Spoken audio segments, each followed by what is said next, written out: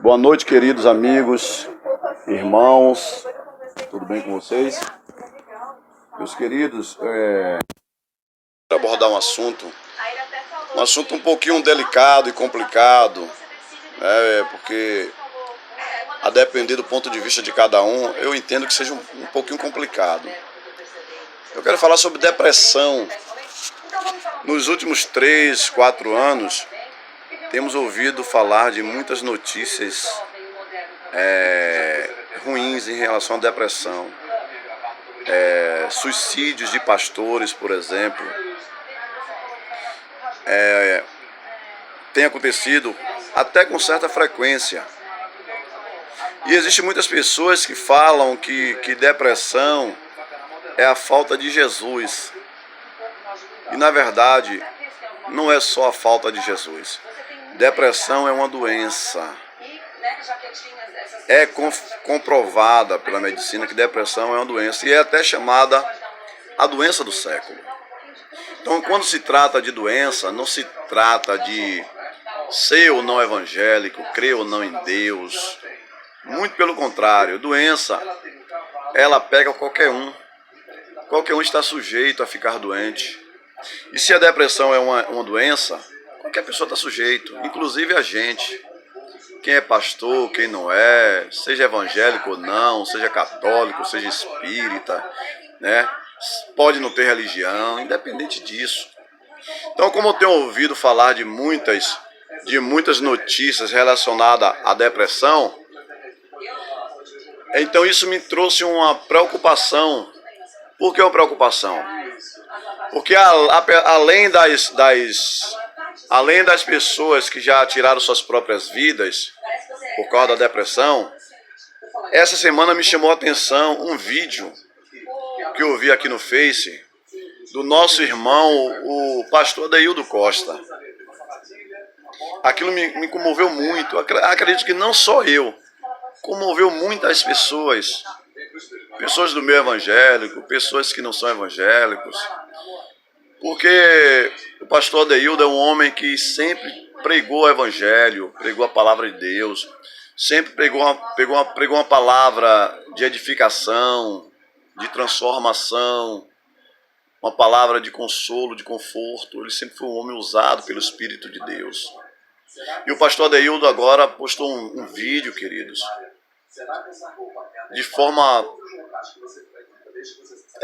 terrível, expondo a sua tristeza, expondo a sua tragédia, expondo a sua queda, reconhecendo o seu erro, o seu pecado.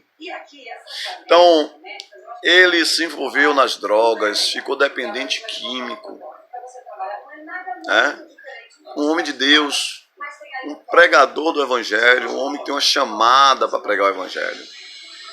E aquilo realmente trouxe uma preocupação terrível. Porque nesse momento, nem todo mundo entende, nem todos compreendem. Quantas pessoas se aproveitam desse momento para apontar? Não é pastor? Não pregava a palavra? E por que está usando droga? Não é? Quantas pessoas apontam? Quantas pessoas criticam? Quantas pessoas desprezam? Mas não é momento para isso. É momento para estender as mãos. É momento para ajudar. Se não puder ajudar com a palavra, pessoalmente falando, ajudar em oração. Pedir que Deus tenha misericórdia, que fortaleça o seu servo, para que ele dê a volta por cima, para que ele possa vencer esse problema terrível que é a dependência química. Então a depressão leva o homem a tomar decisões que muitas vezes são decisões erradas. Então existem momentos da vida que todos nós passamos, que se nós não tivermos realmente uma maturidade, um equilíbrio, gente acaba fazendo bobagem mesmo. Todos nós corremos esse risco. Todos nós corremos o risco de um momento de fraqueza, fazer uma bobagem. No caso dele foi as drogas. Não sabemos o que causou a depressão. Sabemos sim que depressão é tristeza. Tristeza profunda. Mas que tristeza foi essa?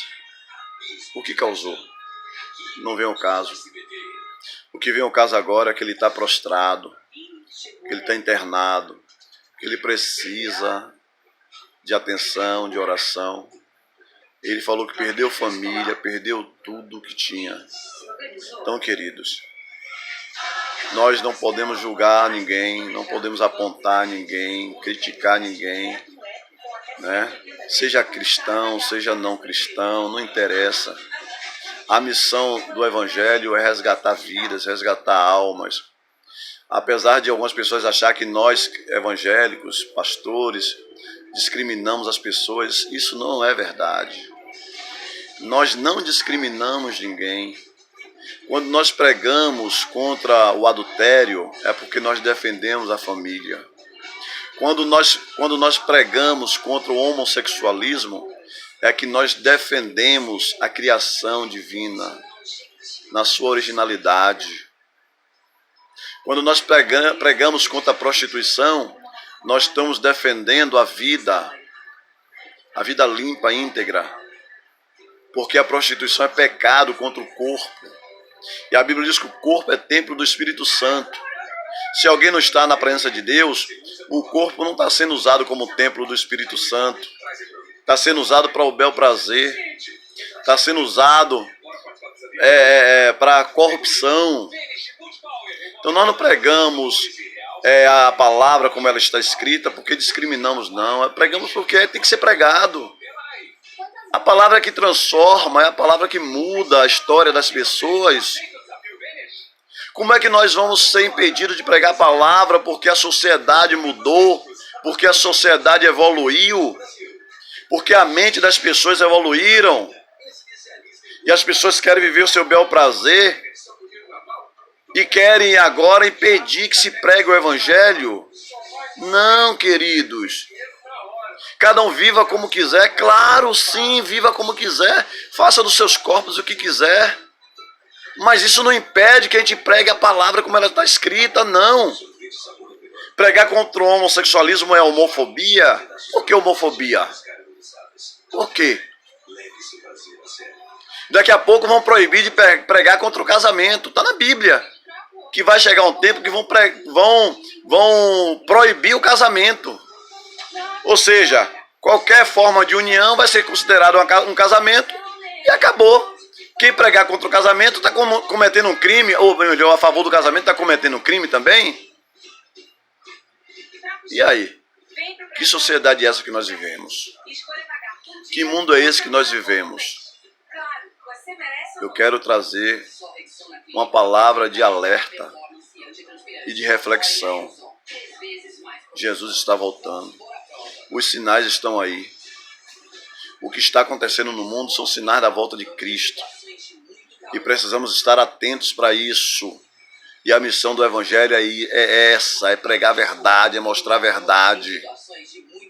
Sabemos que às vezes a verdade dói um pouquinho, sei, dói. Um dia que eu me converti também, eu me converti porque eu ouvi a verdade. E a vida que eu vivia não condizia com a verdade, com o que estava escrito na palavra de Deus. Mas eu precisei mudar. Eu precisei renunciar. A Bíblia diz, o próprio Jesus disse, quem quiser vir após mim, renuncie a si mesmo, tome a sua cruz e siga-me.